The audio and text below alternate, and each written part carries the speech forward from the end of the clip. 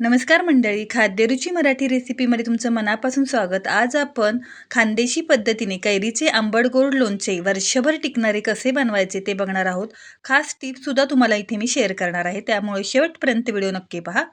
पहिली टिप म्हणजे लोणचं घालताना कैरी घेताना कडक घ्यायची आहे आणि डार्क हिरव्या रंगाची घ्यायची आहे. तुम्ही बघू शकता एकदम कडक इथे मी कैरी घेतलेली आहे. नरम कैरी अजिबात घ्यायची नाही आहे. ही सगळ्यात महत्त्वाची टीप आहे. जर तुम्ही नरम कैरी घेतलीत तर लोणचे लगेच खराब होते. आता कैरी घेतल्यानंतर पहिल्यांदा काय करायचं आहे, कैरी स्वच्छ धुवून घ्यायची आहे, कापड्याने पुसून घ्यायची आहे आणि कोरडी करून घ्यायची आहे. म्हणजे आपल्याला कैरीवर अजिबात ओलसरपणा नकोय. त्यामुळं आपलं लोणचं आहे ते वर्षभर टिकतं. ही दुसरी टीप आहे. अगदी छोट्या-छोट्या टिप्स असतात, पण आपल्याला त्या माहिती नसतात. त्यामुळं आपलं लोणचं खराब होण्याची किंवा बुरशी येण्याची शक्यता असते. हे बघा, छान कोरड्या करून घेतलेल्या आहेत आणि कैरी कापून घेतलेली आहे. तुम्ही बघू शकता कैरी कापल्यानंतर आतमधून पूर्णपणे पांढरी शुभ्र असावी. पिवळी असली तर कैरी घ्यायची नाही आहे.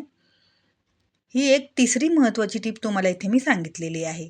अशा एक ना अनेक टिप तुम्हाला मी जसं-जसं तुम्ही व्हिडिओ बघाल तशा-तशा मी शेअर करणार आहे. आता इथे मी जास्त मोठ्या नाही आणि जास्त बारीक नाही, मध्यम आकाराच्या फोडी करून घेतलेल्या आहेत. तुम्ही बाहेरून कट करून आणल्यात तरीसुद्धा चालेल. पण आता इथे मी घरीच कापते, त्यामुळे जो मधला बाठा आहे तो मला कापता येत नाही आहे. इथे मी 1 किलो कैरी घेतलेली आहे. 1 किलो कैरीच्या प्रमाणामध्ये लोणचं बनवणार आहे. अतिशय सुंदर हे लोणचं होतं. चवीला खूप छान लागतं. आता हे बघा, संपूर्ण फोडी मी कापून घेतलेल्या आहेत. आता या कैरी मी संध्याकाळी कापून घेतलेल्या आहेत. त्यामध्ये 1 चमचा मीठ घालणार आहे, अर्धा चमचा हळद घालायची आहे आणि छान प्रकारे मिक्स करून घ्यायचं आहे. हे बघा, अशा प्रकारे कैरीच्या फोडी आहेत त्या टॉस करून घ्यायच्या आहेत. अगदी 2-3 मिनटं अशा प्रकारे मिक्स करून घेतल्या ना, की हलकंसं पाणी सुटायला लागतं आणि मीठ आणि हळद सगळ्या फोडींना छान अशी लागली जाते. हे बघा, तुम्हाला दाखवते. अशा प्रकारे आपण टॉस करून घेतलेले आहेत. तुम्ही बघू शकता सगळ्या फोडींना मीठ आणि हळद लागलेलं आहे. हलक्याशा ओलसर झालेल्या आहेत. आता या फोडी आहेत ह्या आपण चाळणीवर काढून घ्यायच्या आहेत. आता ही सुद्धा खूप महत्त्वाची टिप आहे बरं का. चाळणीवर अशा प्रकारे फोडी काढून घेतल्या ना, की काय होतं त्याच्यामध्ये जे एक्स्ट्राचं पाणी असतं फोडींमध्ये ते निघून जातं आणि आपलं लोणचं वर्षभर टिकण्यामध्ये मदत होते.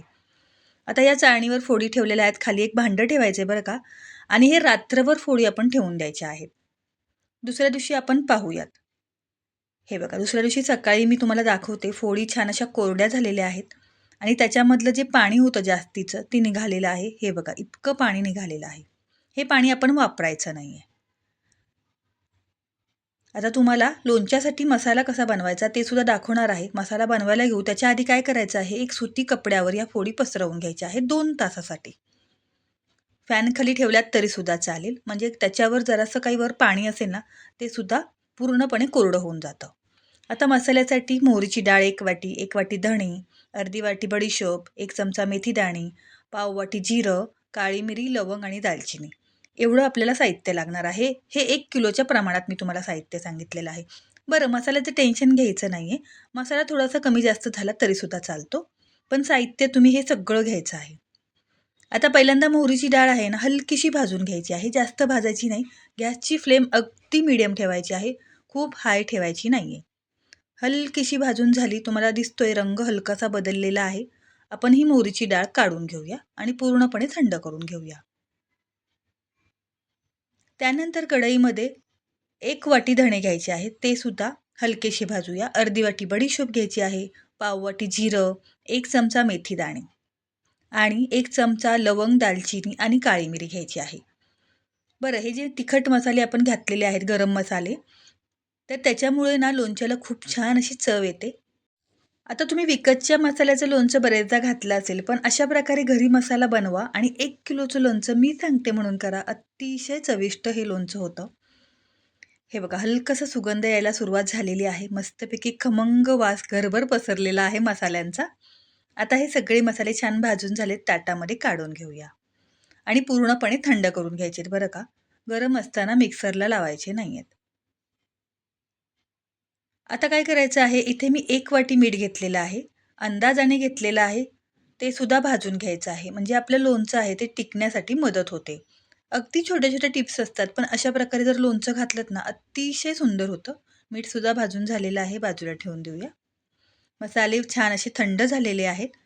आता काय करूया, आपण मसाले मिक्सरच्या भांड्यामध्ये काढून घेऊया. आणि खूप जास्त पावडर करायचं नाही आहे, चरचरीत हे मसाले मिक्सरला फिरवून घ्यायचे आहेत. हे बघा, तुम्हाला दाखवते मी चमच्याने. हे बघा, खूप जास्त चरचरीत पण नाही, खूप जास्त बारीक नाही, मीडियम चरचरीत हे मसाले आपल्याला मिक्सरला फिरवून घ्यायचे आहेत. आता आपण लगेचच लोणचं घालायला घेऊया. त्याच्या आधी काय करायचं आहे, 2 वाटी तेल घ्यायचं आहे आणि कडकडीत गरम करून घ्यायचं आहे. तेल अजिबात कच्चं ठेवायचं नाही आहे आणि तेल घेताना शेंगदाणा तेल घ्यायचं नाही आहे किंवा कोणतंही वासाचं तेल घ्यायचं नाही आहे. इथं आपलं साधं सनफ्लॉवर तेल मी वापरलेलं आहे. ही खूप महत्त्वाची टिप आहे. तुम्ही बघू शकता, धूर येईपर्यंत छान कडकडीत गरम झालेलं आहे. आता गॅस बंद करून घेते आणि तेल पूर्णपणे थंड करून घेते. आता आपण काय करूया, लोणचं घालायला घ्यायचं आहे. त्यासाठी खोलगट भांड्यामध्ये भाजलेली मोहरीची डाळ, भाजलेला आपण मिक्सरला फिरवून घेतलेला मसाला घ्यायचा आहे. 2 ते 3 चमचे लाल तिखट, 1 चमचा हिंग घ्यायचा आहे आणि जे मीठ आपण घेतलं होतं, त्यातलं आपण अर्धं मीठ घालायचं आहे. 1 वाटी मीठ घालायचं नाही आहे एकदम, अर्धी वाटी मीठ घालायचं आहे आणि या ज्या फोडी आपण कोरड्या करून घेतलेल्या आहेत, त्यासुद्धा घालायच्या आहेत. हे बघा, छान कोरड्या झाल्यात की नाही? मस्त कोरड्या झालेल्या आहेत. आता त्या आपण फोडी आहेत, त्या याच्यामध्ये घालूया. आणि हा सगळा मसाला आहे तो व्यवस्थित फोडीनं लावून घ्यायचा आहे. माझी आजी अशाच प्रकारे लोणचं घालायची बरं का.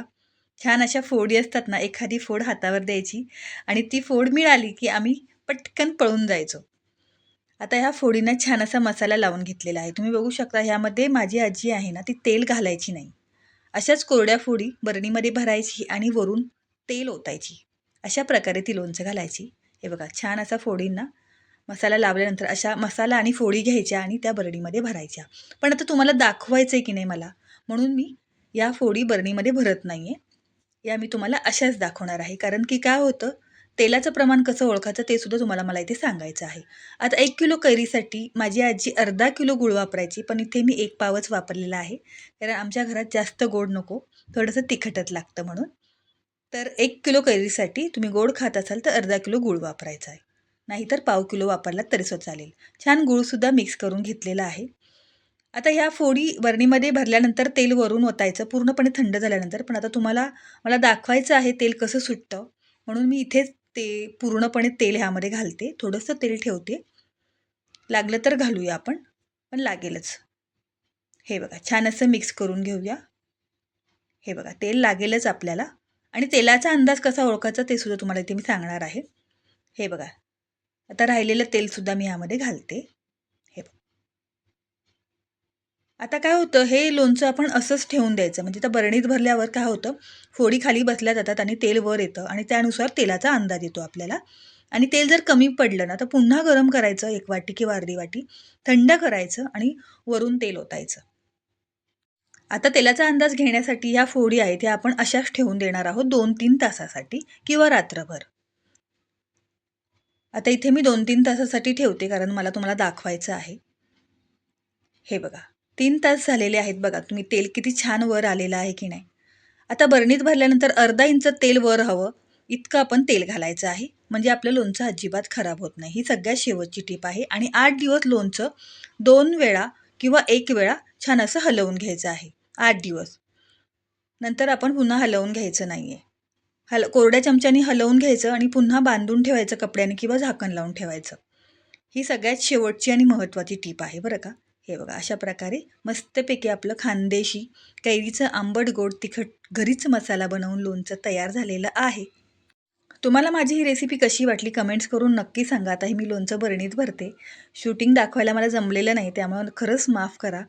कारण मी खूप घाईघाईत ते हे लोणचं घातलेलं आहे. रेसिपी आवडल्यास लाईक करा, शेअर करा, सबस्क्राईब करा. धन्यवाद.